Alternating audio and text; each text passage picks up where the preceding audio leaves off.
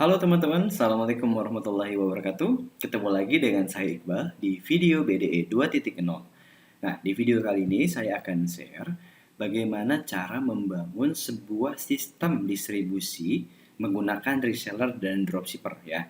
Jadi karena sebetulnya saya spesialis di sini sebetulnya karena di Bandros itu sendiri kami alhamdulillah sudah merekrut dan membina lebih dari 67.000 reseller hingga saat ini ya selama 5 tahun dan alhamdulillah terus bertambah dan berkembang ya.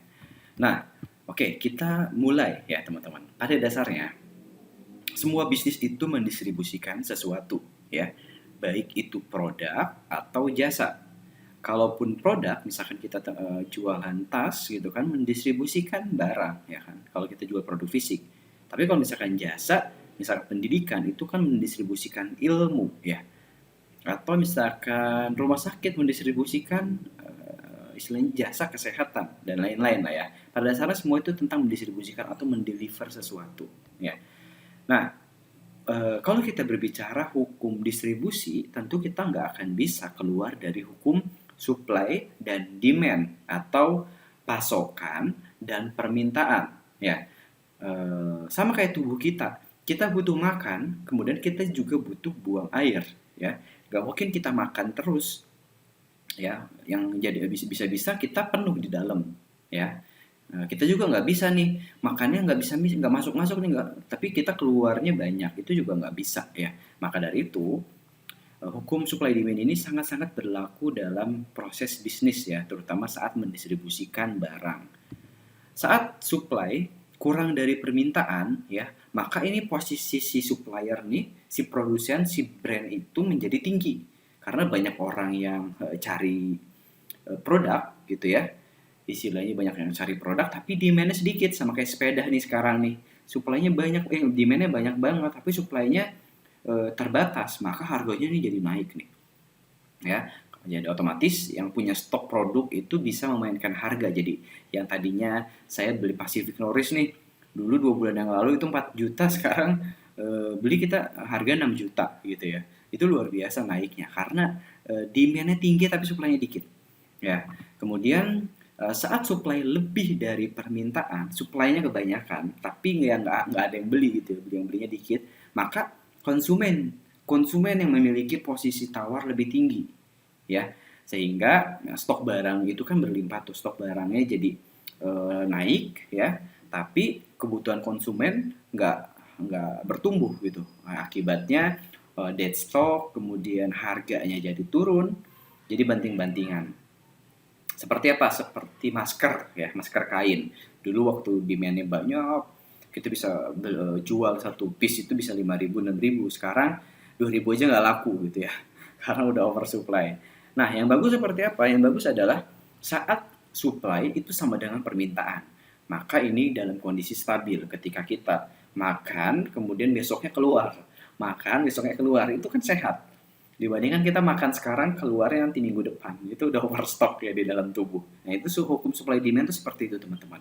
Nah, kenapa harus supply sama dengan permintaan? Karena pada dasarnya itu yang kita pegang. Tapi ke teman-teman, gimana dong kalau misalkan tiba-tiba orderannya melonjak, gimana gitu? Nggak masalah, teman-teman. Teman-teman cukup bikin istilahnya buffer stok aja. Stok cadangan untuk ketika ada permintaan, istilahnya melonjak permintaan itu.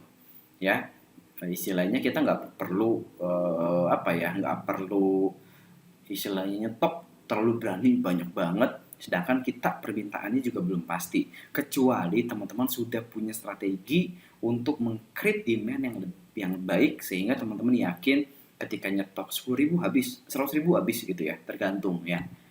Oke, pada dasarnya ketika perusahaan untuk mencapai konsumen itu pasti ada hambatan ya, entah hambatan sebagai apa, entah hambatan itu di promosi, entah hambatan itu di logistik, di proses distribusi dan lain-lain, itu pasti punya hambatan. Nah, makanya kita di perusahaan itu harus memiliki partnership atau bisa disebut distributorship ya. Jadi perusahaan ini istilahnya memberikan insentif kepada distributor. Distributor itu bisa berupa dropship, kemudian reseller, affiliate, franchise gitu ya. Ini bisa seperti ini gitu ya. Kemudian konsumen mendapatkan benefit karena lebih mudah mendapatkan barang tersebut gitu loh. Bayangin kalau misalkan kita mau beli air minum ya harus ke supermarket. Nah, tapi kita dikasih benefit air minum itu ada di warung-warung atau di minimarket kayak gitu-gitu ya. Nah, pada dasarnya reseller itu adalah ekonomi gotong royong ya. Istilahnya berbagi beban, kemudian kita menolong sesama. Oke. Karena pada dasarnya kita hidup di negara Indonesia ini berpulau-pulau ya, lebih dari 34 provinsi ya, lebih dari 17.000 pulau, kita nggak bisa. Kita tinggal di kota kecil kayak gini ya, misalkan di Bandung nih kecil nih di sini gitu ya. Kemudian kita harus merata distribusinya ke seluruh Indonesia, itu sangat-sangat sulit gitu ya. Bahkan perusahaan sekelas Microsoft, kemudian Apple itu punya distributor masing-masing di setiap kota, di setiap negara gitu ya. Perusahaan konglomerat seperti istilahnya mie misalkan itu juga punya distributor di setiap kota, di setiap daerah. Mereka juga punya distributorship, partnership, mitra-mitra untuk mendistribusikan semua produknya ke seluruh Indonesia. Oke, jadi tidak semua produsen bisa menyalurkan produknya ke seluruh wilayah Nusantara, maka kita cari solusi distribusi untuk UMKM. Oke, kita harus cari solusi distribusi untuk UMKM. Nah, kita sebagai UMKM, ya kita nggak punya budget khusus untuk distribusi, kita budget khusus untuk promosi. Ya pada dasarnya gitu ya rata-rata. Karena kita kalau misalkan punya 2 budget itu ya kita akhirnya kita harus menyusun budget yang super ketat gitu ya. Untuk promosi iya, distribusi iya. Promosi itu kayak misalkan kita branding, kemudian kita brand awareness, kemudian iklan dan lain-lain gitu ya. Distribusi itu adalah kita bagaimana cara mengirimnya, proses logistiknya, proses pengiriman dari barang ke konsumen itu kayak gimana, itu juga kita harus punya budget terpisah. Maka kita harus bikin distribusi dan promosi itu nyatu gitu ya. Bagaimana seorang reseller itu di samping dia promosi juga sebagai pusat distribusi kita gitu ya. Misalkan si reseller itu jadi nyetok ke kita, istilahnya reseller beli barang kemudian di stok di rumahnya, kemudian ada konsumen di dekat rumahnya, akhirnya konsumen itu lebih cepat mendapatkan barang yang kita inginkan gitu ya, yang kita punya gitu ya. Kemudian promosi gratis karena ketika dia beli barang otomatis dia kan promosi barang. Nah, itu adalah promosi dan distribusi itu menyatu gitu ya. Kemudian ketika kita berbisnis reseller, nah ini kita istilahnya bisnis modelnya agak berbeda dengan konvensional. Kalau konvensional kita produksi kemudian kita titipin ke toko-toko ya, entah itu toko-toko retail atau misalkan di Kranasda mungkin, kalau misalkan di craft atau fashion atau ya di reseller lah dengan sistem titip jual. Itu cash flow-nya relatif lebih lambat dibandingkan reseller. Kalau reseller flow-nya seperti ini, dari produsen ke distributor, distributor menjual ke reseller, reseller menjual ke konsumen. Jadi poin pentingnya adalah si reseller ini pegang barang. Jadi si reseller-reseller di setiap kota, reseller-reseller di manapun, dia mengirimkan barang ke konsumen langsung. Berbeda dengan dropship. Kalau dropship, si dropshipper ini hanya bermodal foto atau website, kemudian ada orderan ya, konsumen order ke si dropshipper, dropshipper order ke supplier atau ke brand, si supplier ngirim langsung ke konsumen. Dia nggak pegang stok sama sekali ya. Kalau reseller dia pegang stok, kalau dropshipper nggak pegang stok. Ya. Nah, keuntungannya apa sih menggunakan reseller dan dropshipper? Yang pertama pembayaran tunai, endorse gratis ya, tentu brand lebih banyak dikenal karena kita banyak endorsement-nya lah gitu ya, banyak yang mempromosikan. Kemudian juga kita memiliki tim yang militan dan yang menarik adalah faktor kali meningkatkan omset. Nanti saya cerita yang terakhir ini ya. Oke. Faktor kali meningkatkan omsetnya seperti ini teman-teman. Kalau teman-teman sampai sekarang nih usaha, terus teman-teman nggak punya cara untuk meningkatkan omset, ya teman-teman bisa menggunakan faktor kali meningkatkan omset. Contohnya gimana sih? Faktor kali meningkatkan omset adalah misalkan kita punya mimpi ya, punya cita-cita minimal profit ya, bukan omset ya, profit 30 juta lah per bulan ya. Biasanya ngawang-ngawang nih, ya Allah 30 juta per bulan ini gimana gitu ya, gaji sekarang aja cuma 1 juta atau 3 juta gitu ya. Gimana caranya? Maka kita harus breakdown. Dalam 1 bulan itu berapa hari sih? 1 bulan 30 hari, maka 30 juta dibagi 30 hari, maka kita memiliki target harian ya. Target harian ini adalah 1 juta per hari. Oke, jadi lebih mudah nih yang tadinya ngawang-ngawang 3 juta per hari, lalu gimana caranya gitu ya. Nah, sekarang jadi lebih mudah, jadi 1 juta per hari gitu ya. Maka jika harga reseller misalkan 10.000 lah ya supaya gampang hitungnya ya per pieces, maka kita butuh nih 1 juta dibagi 10.000, maka kita punya langsung target harian, kita harus bisa menjual 100 piece per hari. Oke, 100 piece per hari ya. Itu nggak terlalu susah kalau menurut saya ya, karena kita udah tahu targetnya kita versi spesifiknya kayak gimana, kemudian kita tinggal atur strateginya ya. Nanti strateginya kita atur. Jadi strateginya gimana nih kalau pakai reseller? Nah, oke, kita cari nih 2 reseller minimal order 50 piece per hari ya. Wah, susah banget gitu ya. Order 1 piece per hari aja udah alhamdulillah gitu ya. Nah, gimana? Kalau gini nggak mungkin kan, ya udah deh 4 reseller deh minimal 25 piece per hari. Gimana? 10 reseller deh minimal 10 piece per hari, atau 20 reseller deh minimal 5 piece per hari, atau 100 reseller minimal 1 piece per hari jual, atau juga ya 10.000 reseller minimal berapa persen per hari, kayak gitu lah ya. Ini faktor kali meningkatkan omset. Kemudian kita bisa membuat umpan penarik reseller atau dropshipper ya. Sebelum kita open reseller nih, kita harus membuat umpan atau penarik reseller ya. Yang pertama adalah keuntungan menggiurkan ya. Keuntungan menggiurkan untuk reseller ini misalkan harga konsumennya 15.000, harga reseller 10.000, maka dia dapat 5.000 gitu loh. Jadi harga di distributor 9.000. Jadi dia menjual kuantiti lebih banyak di reseller gitu ya. Ini adalah keuntungan yang besar, pasti ya. Reseller butuh keuntungan yang besar. Yang kedua adalah ini adalah sebelum selanjutnya, ini adalah strategi harga. Yang tadi kan saya sebutkan ini harga konsumen sekian, reseller sekian, distributor sekian. Nah, maka kita butuh strategi harga. Nah, teman-teman nih yang belum punya strategi harga, teman-teman harus bikin ya. Ketika brand itu misalkan HPP-nya 50.000, ngejual misalkan 100%, jadi 100.000, maka teman-teman harus punya dua harga dua harga cadangan lah. Kenapa? Karena siapa tahu nanti nih teman-teman udah punya reseller, maka kita nggak pusing lagi tuh ngitung-ngitung HPP atau ngitung margin gitu ya.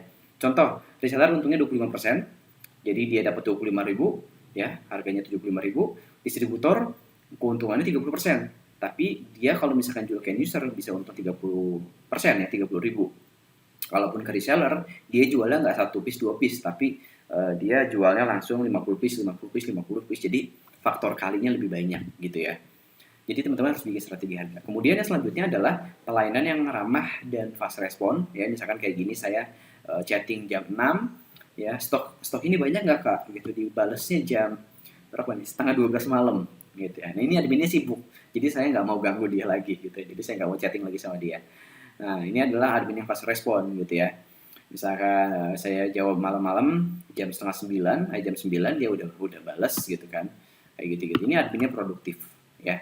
Kemudian yang ketiga, yang pertama kan istilahnya kita harus bikin umpan. Kemudian kita harus bikin bukan umpan ya, istilahnya dalam kita membuat umpan itu yang pertama kita harus kasih margin yang lebih besar gitu ya. Kemudian fast respon. Yang ketiga adalah bonus tambahan. Ya, bonus tambahan itu bisa berupa cashback, poin, atau diskon tambahan. Kalau saya lebih suka poin ya. Kalau cashback itu misalkan kita belanja 250.000, bonusnya istilahnya 250 piece, bonus 250.000 cashbacknya. Misalkan 400 piece, cashbacknya 500.000. Ini terserah teman-teman, bisa pakai yang mana aja. Kalau saya di Bandros itu sistem poin. 1 piece itu bernilai 1 poin. 1 poin itu bernilai 500 perak. Jadi saya bisa langsung, misalkan reseller itu dapat poin itu bisa ditukarkan dengan hadiah yang sudah kita tentukan.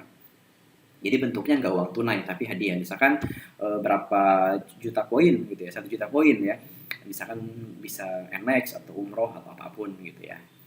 Kemudian diskon tambahan ya, kalau misalkan beli 50 piece, oke, diskonnya harganya 15.000, kalau 250 piece harganya turun 1.000 dan lain-lain. Ini bisa bonus tambahan. Oke, selanjutnya kita bikin marketing kit. Ya, marketing kit itu teman-teman karena kita jualan online ya, maka kita butuh banget nih, butuh banget foto produk yang baik ya. Saya sarankan kalau sekarang foto produk teman-teman biasa aja, teman-teman wajib pakai fotografer ya. Kita invest di foto. Karena kalau misalkan di online itu ya jualnya pakai foto gitu loh. Kalau teman-teman di offline berani beli etalase seharga mungkin 500.000 gitu ya. Teman-teman beli apa namanya tuh hanger gitu ya. Maka kita harus berinvestasi juga di online itu adalah dengan bayar fotografer. Oke. Kemudian kumpulin testimoni ya kalau buat yang baru-baru. Kemudian juga buat video produk, teman-teman bikin video. Sekarang itu udah eranya video. Jadi kalau iklan pun ya video itu konversinya tinggi gitu ya. Foto bukti pengiriman supaya lebih trust ya kalau misalkan teman-teman yang baru. Kalau yang lama sih udah nggak terlalu butuh gitu ya. Tapi ini dibutuhkan untuk kita ke reseller. Jadi semua ini butuh ya. Kumpulkan dalam satu folder atau misalnya Google Drive, kemudian share link ke reseller atau dropshipper gitu ya. Kemudian ini adalah yang terakhir adalah merek terkenal. Ini opsional teman-teman. Merek terkenal tuh ya kita mungkin endorse gitu ya. Atau ketika merek teman-teman itu udah terkenal, maka ini jadi umpan tambahan buat si reseller join ke kita. Oke, jadi si reseller itu ada why-nya. Kenapa sih gabung ke brand kita? Ya karena brand kita udah terkenal. Jadi kalau jualan ya gampang, langsung laris gitu ya. Oke, selanjutnya setelah kita buat umpan menarik, maka kita harus buat aturan main.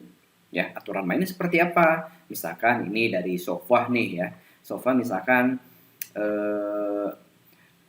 kalau mau jadi reseller atau sub agen itu dapat diskonnya 15% gitu ya. Dengan belanja awalnya 1,5 juta, target per bulan 500.000 gitu ya. Kalau misalkan mau naik level agen dapat diskon lebih banyak 20%, tapi belanja awalnya 5 juta, target per bulannya 2 juta. Kalau misalkan nggak mencapai, turun ke sub agen gitu. Ini nih ketentuan. Bisa bisa berupa cantik kayak gini atau bisa teks aja untuk para reseller menjual barang di bawah harga retail blacklist gini gitu bisa ya, atau simpel kayak gini kayak Fishval nih ya. Dulu Fishval open reseller, kalau sekarang udah enggak nih. Dulu peraturan resellernya ya cukup simpel, di Microsoft Word tulis tidak boleh menggunakan kata Fishval misalkan karena berhubungan dengan branding dan lain-lain gitu. Ini kita bikin peraturan seperti ini ya. Misalkan ketentuan returnya berapa hari, nah itu kita harus sudah tetapkan. Atau bisa dibuat cantik seperti ini ya, seperti jurnal seperti ini ya. Oke, kemudian selanjutnya setelah bikin aturan main, kita bikin halaman pendaftaran ya. Bikin halaman pendaftaran ini teman-teman jangan sekali-kali open reseller tanpa ngisi pendaftaran. Oke, sekali lagi, jangan sekali-kali open reseller tanpa isi form pendaftaran ya. Karena pada dasarnya reseller itu nggak loyal. Mereka tuh bisa kayak jelangkung ya, datang nggak diundang ya, pulang nggak diantar gitu. Jadi kayak jelangkung. Makanya kita harus bikin form pendaftaran. Form pendaftarannya pun yang informatif ya, mulai dari kontak, email, WhatsApp dan lain-lain. Kemudian namanya, jenis kelaminnya, mereka tuh tahu dari mana, domisilinya di mana, bahkan sampai ke alasan. Alasannya menarik. Waktu itu saya baca lah alasannya waktu zaman-zaman reseller bandros gitu ya. Alasannya karena saya mahasiswa butuh uang tambahan gini gitu loh. Dari sini kita tahu, kita punya data, sehingga kalau misalkan ternyata fashion saya ini banyak dipasarin atau banyak lakunya untuk kalangan cewek, maka kita merekrut misalkan jenis kelaminnya si resellernya kebanyakan yang cewek gitu ya. Atau bahkan misalkan kebanyakannya reseller kita tuh cewek, maka kita hire customer service cowok gitu ya. Resellernya kebanyakan cowok, customer service-nya kita hire yang cewek. Ya, jadi bahkan misalkan kita banyaknya nih penjualannya di daerah Medan misalkan. Maka kita harus open reseller di daerah Medan. Atau misalkan mau nggak nih jadi stokis di daerah Medan karena ternyata bayar kita tuh kebanyakan di Medan, kayak gitu-gitu kita harus istilahnya olah datanya gitu ya.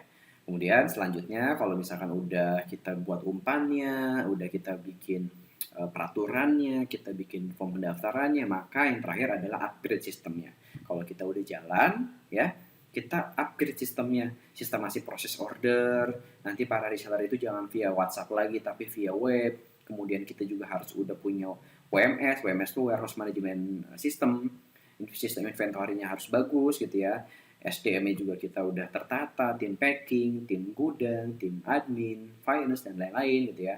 Otomatisasi juga proses pembayaran, jangan sampai kita harus cek satu-satu mutasinya gitu ya, kita harus otomatisasi itu.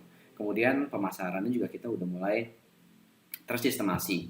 Misalkan di hari Senin kita harus kayak gimana, kalau kita iklan, budgetnya berapa, interestnya kemana, rule-nya juga harus kita atur semuanya.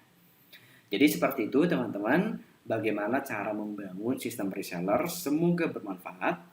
Kalau ada pertanyaan silahkan kita diskusi di grup ya. Oke, terima kasih. Assalamualaikum warahmatullahi wabarakatuh.